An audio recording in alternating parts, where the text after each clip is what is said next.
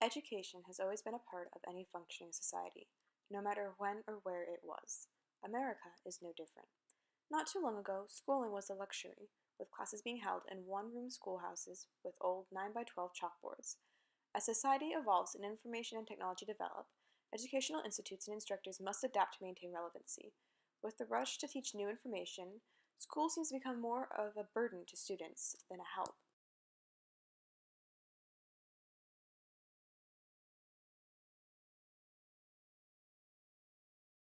What is your opinion on the American education system, and do you think it's effective?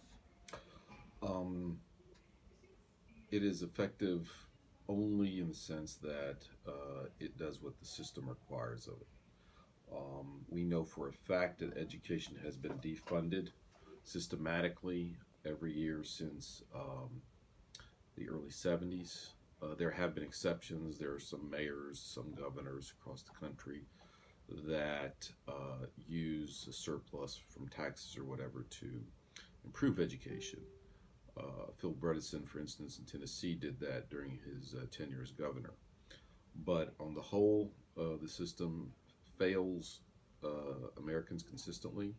The combination of long days, overload of classes, piles of homework, and extracurriculars leave students exhausted and burnt out.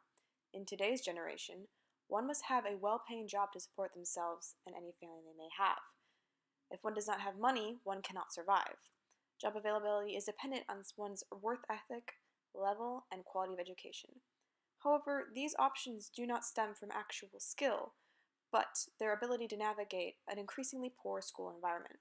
Colleges now expect exceptionally high ACT, SCT scores, as well as rigorous high school courses, AP and IB, to attest to one's work ability in a stressful environment. Thus, one's future depends on their performance in school. But how well does the school system itself perform? So I think that because we have so many people in the American public education system, that it can only be so effective since there's so many people to take into account.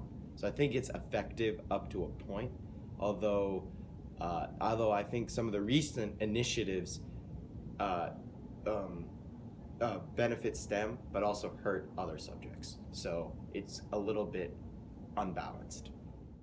I think when you want to look at how effective our school system is, all you need to do is observe the amount of people in this country who don't understand how climate change works or how vaccines work or just general important science topics such as that, and our lack of understanding of them demonstrates how ineffective we are at learning these things. The system has degraded to the extent where the education offered by high schools are no longer sufficient on their own. They must now be supplemented with college level courses, extracurriculars, and hours of work to be valuable. I was told to take as many as possible. I ended up taking 2 my sophomore year, 5 my junior year, and 4 my senior year, plus dual enrolling. And what classes did you dual enroll in? I dual enrolled for math at Georgia Tech in the multivariable calculus program, so I'm taking linear algebra and then multivariable calculus. I was told to take 10. I ended up taking 15.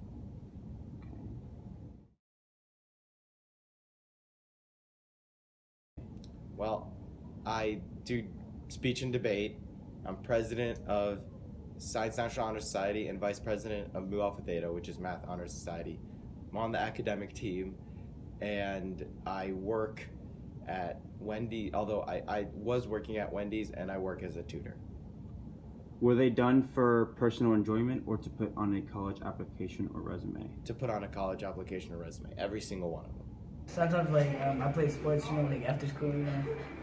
Do you have any ones that are specifically for your college application, or are they for personal enjoyment?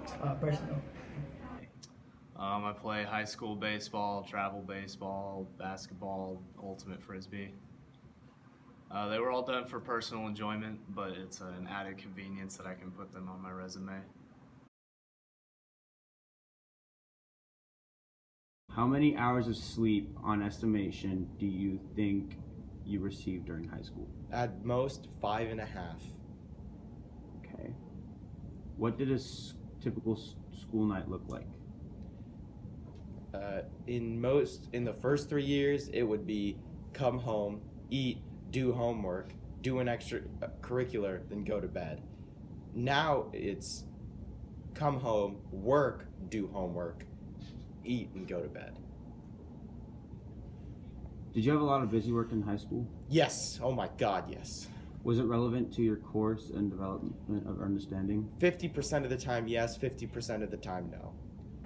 How many hours of sleep do you get a night? Well, I get like, I get a lot, you know. Yeah, I get a lot of yeah. How many hours of homework do you usually have? Homework, to be honest, not even that much. Probably like 1 or 2. And what's a typical school night for you?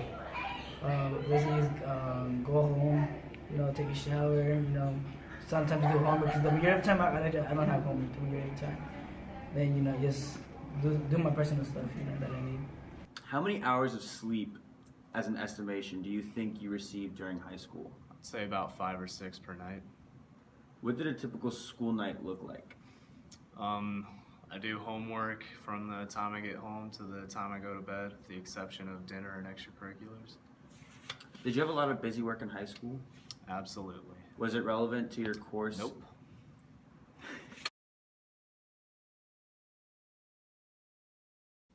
Are there any regulations or rules that have restricted you from teaching a certain way, such as discussing certain topics or writing a certain way? Yeah, actually here. One of my former supervisors was not very amenable to me teaching, let's say, certain documents that seemed to be too mature for college students. And that rubbed me the wrong way, because if you're in college, that's the most educationally mature formal education place you can go to. And so, you know, if you can't be mature in your reading in college, where are you going to be maturely reading? I mean, at least in an academic setting. So the idea of censorship, repression of certain reading subjects is something that's endemic across the country and the world, still is. You know, there's certain places in the country that want to outlaw reading Huckleberry Finn, for instance, because it uses the N-word, or because it deals with slavery and things like that. A very realistic subject. Do you feel like your teachers were present in your education, or were you in charge of teaching yourself subjects? I was absolutely in charge of teaching myself almost 90% of the time. Are there any regulations or courses that remained intact that seem outdated in today's world? If so, what are they, and what ideas or solutions do you have?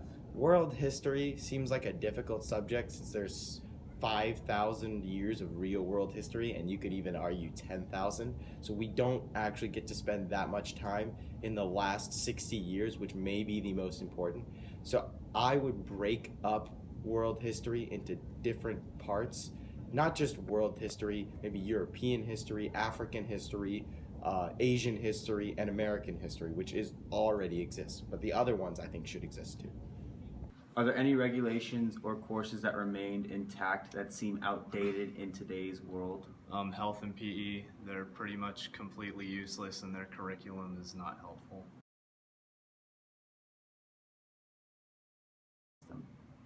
I think that we should change it to revolve around inquiry and questioning and evidence, instead of it being based on memory and regurgitation.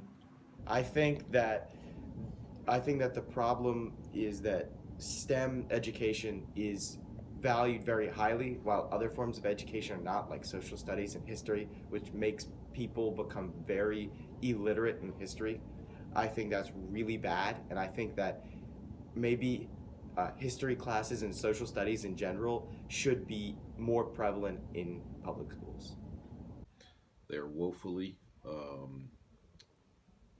lacking in reading skills. Many of the great works of literature are never read anymore, at least. The required reading lists only touch very basic subjects and authors. Common Core math is disturbing and illogical. These are some of the main problems. We are more concerned with funding wars, policies and or activities that are very short-lived but cost hundreds of billions of dollars, whereas education should be a permanent policy and concept, and the funding for that. So a work of art should never be censored as long as it is a work of art. I mean, if it's merely just a list of insults, that's one thing, but a work of art is not a list of insults. A work of art is a work of art, and we can learn from it. And do you have any other comments or thoughts you'd like to share? Read, read, read, and travel.